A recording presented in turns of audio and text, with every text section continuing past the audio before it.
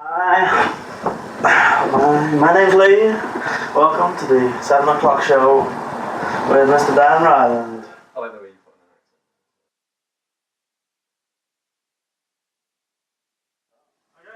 it. Okay, so we're here at JT Soars on a Friday night in Prime. A hot, fresh new band from Nottingham. Look at their faces. Look at them. Aren't they smiling? So I've listened to your album. I've looked at the name before the after. Obviously before from before the after. It makes sense. Well, where does the name come from? What does it mean to you? And you. Not much really. I just thought it sounded quite psychedelic, and I quite like the sound of it. Just kind of rolled off the tongue. It does. And the band name as well. Where does that come from? You know what? I've absolutely no idea where that came from. I don't know. I've always quite liked short, snappy things and strong sounding names, and so that's where that came from, really. It's quite a good name. When I say Prime and listen to your stuff, I mean Prime, and then there's a lot of rhyming going on in your lyrics. Do you reckon that's anything to do with it? You know, I rhyme a lot. What sounds like rhyme? It's the prime rhyme, isn't it? Yeah. I think it's prime rhyme. It's probably just completely into laziness on my part. Usually if it sounds good, it usually rhymes and it sounds nice. Yeah. I think I remember an interview by Beck when he said that. He was talking about it doesn't matter what you're saying as long as it sounds good. It rolls off the tongue. I quite like that. So have you seen that Futurama episode where there's the Bectionary and then the rhyming Bectionary, or Bender in the band? Oh, it's very good. The robot dancing. Yeah. So yeah, again, listen to the album. It's quite a variety of stuff. I mean, how have you guys found playing that? Like, well, all those varieties of music. I don't listen to a lot of stuff before going into each session to get you into the mood for that kind of thing, or is it just been a natural explosion of creativity?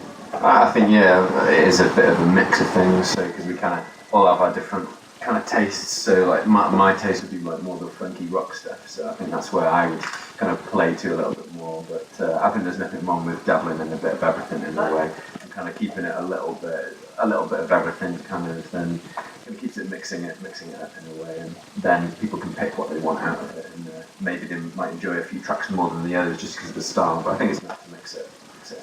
I agree. I prefer that now, and kind of keeps you on your toes. Yeah, I think so, yeah. Well, yeah, I think you can tell there's a lot of influence. A bit of ska in there, a bit of rock, a bit of punk. And it's nice to play something that's a bit varied, and it's got more different styles to it as well. Yeah, how did you find coming in halfway through this? Well, yeah, it's quite a smooth transition actually, because obviously we had to learn like a lot of new songs, so I didn't know them beforehand, and obviously I got myself actually a couple of dates. Yeah, obviously very nice. Very big deal, so I just like the way it plays, it's more punchier rather than a low rumble. So I've been listening to all our different tracks, and it's been quite a smooth transition. Cool. And what happened with the old bassist? That old mysterious gardening accident? No, his mum sadly passed away. Ryan, she passed away halfway through us making it, and we were about to get some gigs together and things like that. So that was a real shame in terms of us getting gigging at that time. So that kind of held us up until Chris came along, and Chris has obviously brought quite a lot of different stuff to the table as well. You know, added a lot of variety to it. So and it's quite funky to begin with when Ryan was involved, because that was more his bag. Chris came in and he's added a lot of darker kind of feels to a lot of the things. Like I said, with his bass playing a lot punchier. So we've got a nice variety on there. Yeah. I heard like another song in one of your practices that had another totally different feel to it. It was very good. I really utilised the funky bass. Yeah, it was actually, because it was, it's more ballady actually. It's nice to sort of break out and do something different, because we've not really got any sort of main sort of ballads that we can sort of work on. There's only really one ballad on the album, and that's the opening track, Like the Weather. And it's still pretty rocky, so quite nice to get away from that a little bit. You just got to keep progressing, haven't you, with whatever you're doing, and not just doing the same old stuff. So it gets boring to play, and it gets boring to listen to. Where do you kind of get your inspiration for your lyrics? I mean, Silly Billy, obviously, when you're looking in the mirror. Take you to your crew. That was when you were listening to hip hop. That's true. Like the weather. Well, no one likes the weather around here, do they? So that's a bit complicated. Yeah, something like that. I can't read the rest of these, but start with Silly Billy. What the song's about?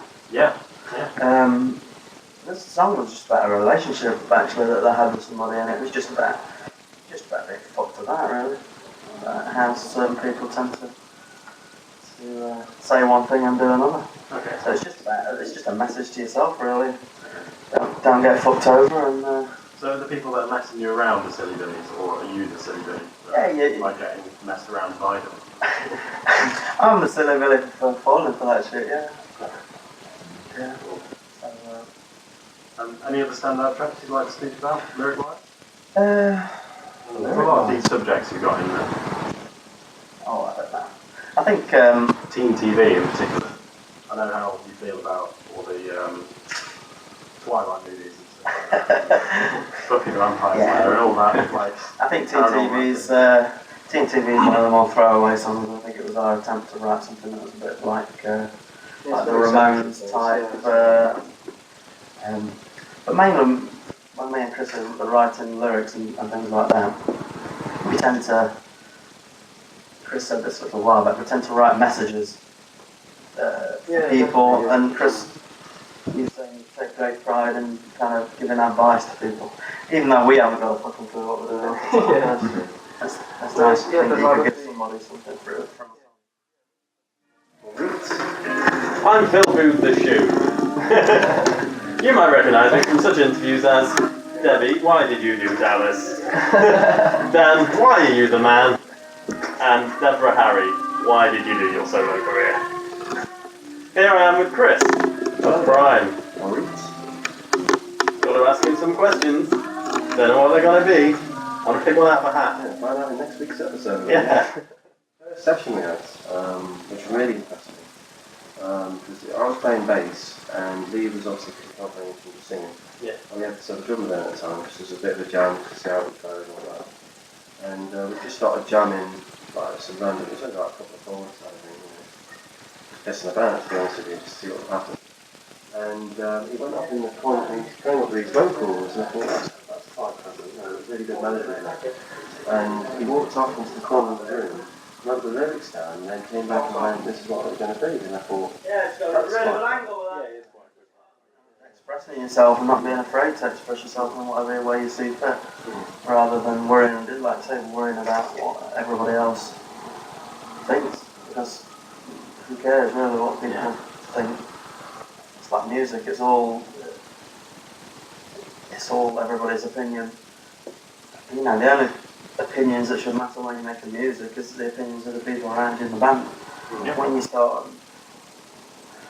you start worrying about stuff like that, you end up like a band like The Money. You end up writing songs for the general public and trying to second guess somebody commercially rather than write songs from the heart, you know. That's what I'm saying. I can't remember which radio DJ said, but if you aim for one person in programming, then you've got to reach a lot of people. But if you aim for everyone, then you're not going to reach them. So I think it's much better doing it for you, or for the band, and saying what you really want rather than by reaching it for the general public. So I think you're on the right track there. well, yeah, that's right. Because it's like, I remember when the Strokes exploded in like year 2000, like, rock music has been anywhere since like Oasis, so that's sort of 97 to 2000 sort of period. Yeah. There was nothing sort of really picking up. They were great. But they weren't bad, yeah, I'm not saying that they were bad or anything, but the point is it's like... I thought you said David Gray there. David Gray was actually in 97 to 2000. That's why it was so shit. No, Peter Andre came along and took rock into a whole blew it out of the water. Yeah, man knows But that. the point is, it's like a lot of bands, right, obviously because they exposed us, but other bands that came out all trying to copy the same sound. And a lot of them just couldn't really get past the first album. They released an album and then it disappeared. Yeah. It's because they're copying somebody else and they're not trying to be themselves. And they don't listen to enough music. I mean, Dan's listening to dance music, R&B music, funk. Chris will be listening to 60s folk, modern day rock. they listen to psychedelic stuff, punk stuff. It's a wide mixture of things. That's what makes a band interesting, you know. If everybody listens to the same crap all the time, then you're just going to sound like the old saying, you are what you eat. And you taste like you.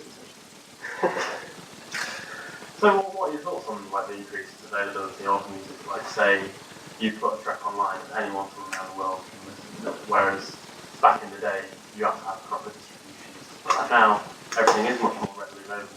Influence can be much more diffused.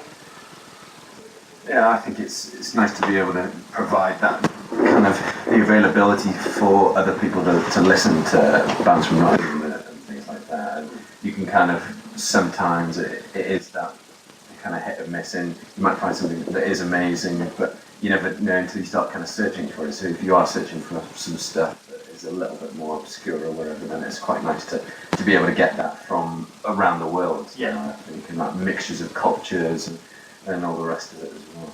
It's quite good. I think it can have a negative effect also, because I think you can be a little bit unfocused with what you're doing if you kind of. I don't know, I'm talking about it, I think. Well, no, I think you're on the money there. I think as everything is now so readily available, people are like, oh, I'll just release this because I've done it. Whereas before, you'd have to wait till you got your best album material and then release that and kind of condense it because you only had a limited format to do it. Whereas back in the day, people were releasing like half an hour long albums, like all of those tracks. Yeah, I mean, it's now you've got it's 70-minute long albums. Because there is so much stuff out there, it's like, well, where do you go to listen to music? You know what I mean? It's kind of like I say, if you've only got one out there, then it's like, right, I'll go. I mean, it's like Top of the Pops, like back in the day. I mean, how big was that? And obviously, well, there would be downhill actually, because it's all Amsterdam, that's it's a different time for another time. But anyway, but in regards to that though, like I say, you know, if it's all over there, where do you go to listen to it? Like, you know? I think it is that quantity versus quality. Yeah, definitely. That's it, Which yes. is the nice thing. What are your thoughts on the Nottingham community scene role? Kind of the avenue that you're kind of in with the acoustic side and, well, all of it really. I think there's some interesting acoustic musicians around.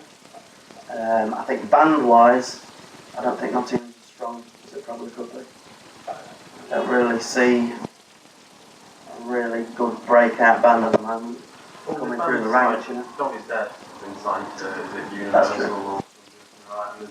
Since they've come out, there's been loads of bands like Catholic Hammer, Goosebumps, others that seem to be kind of taking off, and I think that kind of Dog is Dead push has brought that kind of genre around and got Nottingham a bit of a sound for it. From what I heard, Dog is Dead, it didn't particularly do that much for me, but so if the other bands are in that vein, but they don't know that. Well, there's other stuff like Jake Grove, who's obviously done Yeah, quite that's what well. I'm doing and stuff. He's playing, I think he's going to America. So, I don't really know. It's a long way. Didn't you speak to him actually once? I did. He actually, interesting story about, slightly interesting story about Jake. He actually replied to an advert when we were looking for a guitar player, and well, unfortunately he couldn't do any live gigs at the time because he was just setting up his own thing. So Plus he's only I missed out on working with Jake. Well, yeah, lots of music venues. You know, we'd have to buy him out, you know, Panda Pops and things like that. Yeah. I think it'll be an ideal introduction to your set as well, like you're playing and you like walk on. What? Yeah. Put the stage! Sorry, I'm late! I was looking for a fringe magnet for my mum. You know, you can read a book about, like, because I like to read, like, quite a few, like, biographies of different bands, like Paul McCartney, like, different artists and that kind of thing. And through that you can get, like, names of, you know, different bands, you go, oh, I like this kind of stuff, and listen to this, you know, and obviously you can just go on YouTube, find the song and band there, you know. I tend to find myself listening to more older music. I mean, and it tends to be the things I buy. I've always had this thing where if something's not been around for 2 or 3 years, I'm not really that interested. I like bands that have got a little bit of longevity to them. But U2's fantastic for. I mean, there was a thing recently. It was top 150 African funk tracks. and it was just phenomenally funky, phenomenally good. But new bands, a lot of new bands I find pretty tedious. But I'm sure you'll disagree with me. But well, you were mentioning kind of like finding stuff from books or finding stuff from YouTube. YouTube's been around for about 10 years now. Books have been around for maybe 15 years.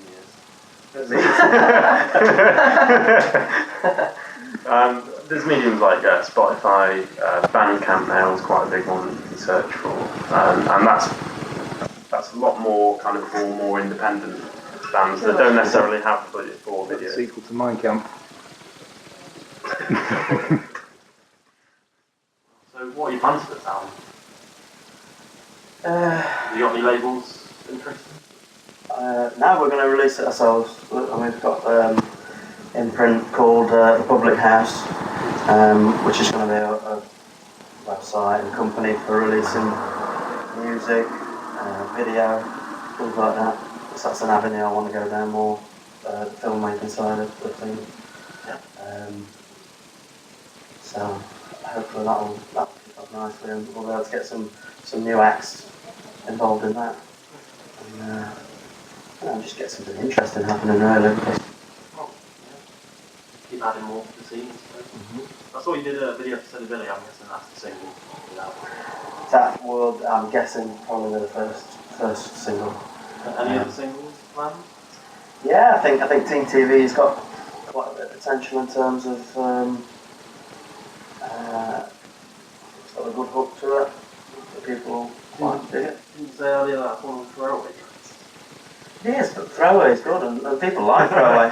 Look at the crap in the charts, but people enjoy throwaway crap. We're going to throw a little bit more throwaway crap in the direction, in the way of TV. You're going to dilute the pool. I'm going to dilute the pool, but we're going to have fun diluting. It's just quite a simplistic song that I think people can relate to and get into. Yeah. It's quite a short song, it's quite fast, it's quite rocky, and it's got that kind of sort of knack kind of feel to it. And the band. Yeah. I feel like I should have done that. it's Just got that instant punk kind of feel to it. It's likeable. I think, people have been saying to me, nothing but the beat's got quite a lot of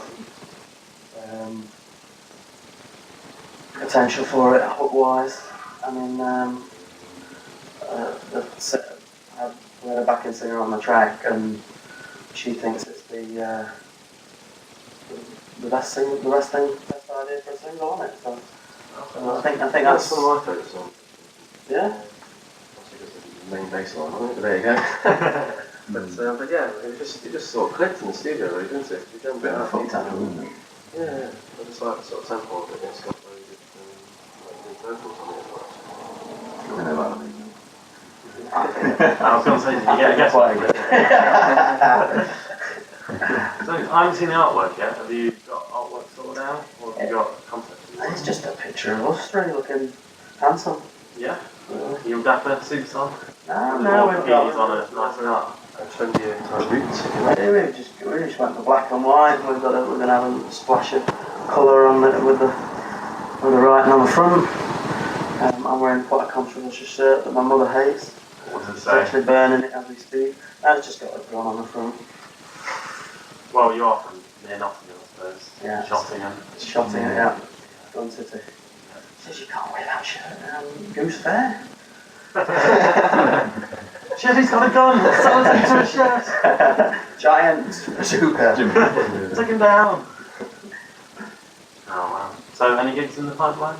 We're going to be hopefully booking some gigs. Hopefully through your lot. I'm not from London. We've got some stuff in out of town and some contacts in Sheffield as well. So I think we're going to begin with the Midlands and then hopefully get down to London when we can be asked. Yeah.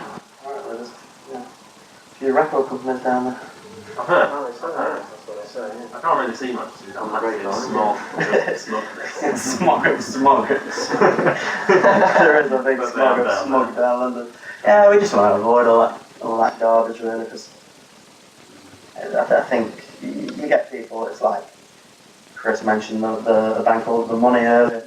when they were the Magic Heroes, I mean, they ended up changing their name, and it got them absolutely nowhere. I mean, that was the moment where it just went. And as soon as you start bowing down to what other people think, you know, there's got to be some compromise with people like that. But if you're diluting your music for a record company, then you know, the best of paying your damn good money to do something. Saying that with regards to like record labels, like the link on straight down, I think there are loads more branched out, and as we said before, due to the increased like availability of music to listen to online, I don't think labels are quite as confined to areas as they used to be. Like with Factory Records, that was more confined to Manchester. Yeah. Well, for instance, whereas now you see labels, like even small labels, starting bands from all over the world. Yeah, that's really interesting way to go, definitely. And I wouldn't be averse to signing a band from Spain or releasing their music. I mean, bizarrely enough, when we were looking for musicians for this project, we had people from fucking South America, Yeah, we did actually. Yeah, from that's right. Spain, from Portugal, contacting us and wanted to be a part of it. So, Were they after the £7 an hour? hey, apparently Spain's in a really bad way at the moment, so that's Some geezer that's pretty said he good. was going to move over there, didn't he? He did, I won't rush, mate. You're not worth that. I won't rush. I don't get a one-way plane ticket, put it that way.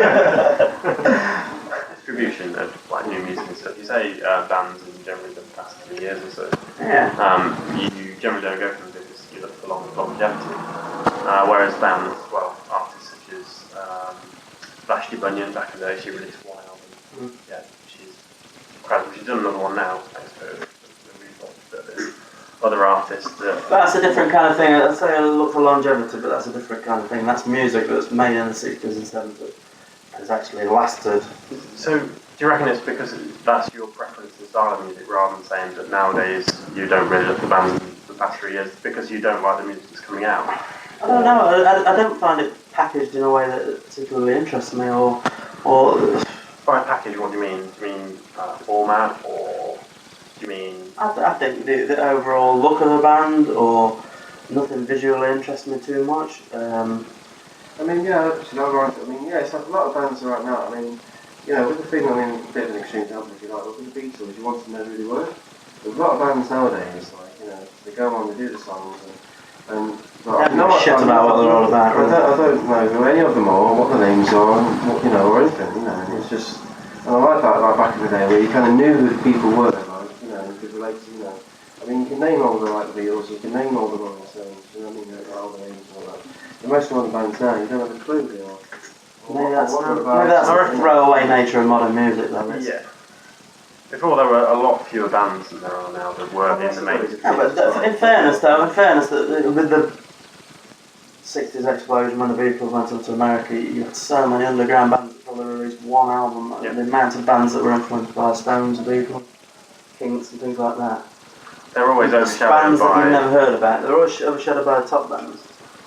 But how come the top stuff from back in the day was just had so much more visually and I don't know. Well, nowadays.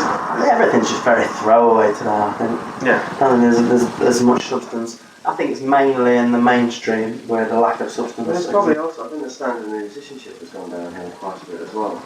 I think it's like anyone who can sort of pick up a guitar and play 3 chords or whatever ends up becoming, I think there's no sort of like, I think it's like with the whole X Factor thing, I think that's kind of gone, you know, because it's like, it's all about being famous now.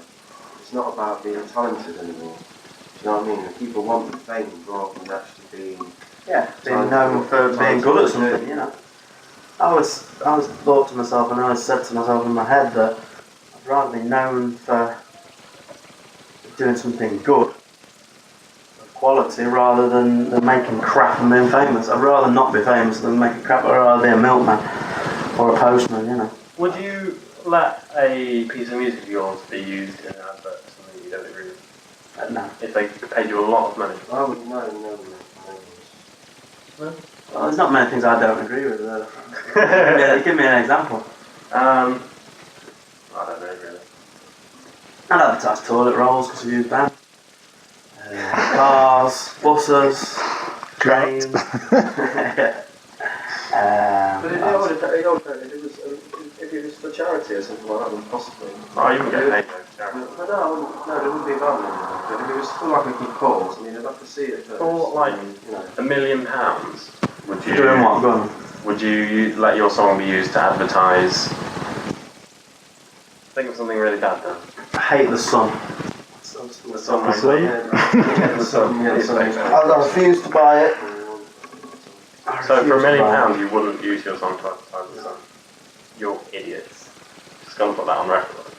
I'll sell my left Sun. chin Yeah. to. Oh, I was. I don't know. I mean, maybe these guys would outvote me because there's more than one person in the band, and we do It's more a the principle, though. split Yeah, songwriting. but think about how much £1 million is. You could buy all the Sun newspapers. You could buy the company out and then just dissolve the company. No, that'd be good. Yeah.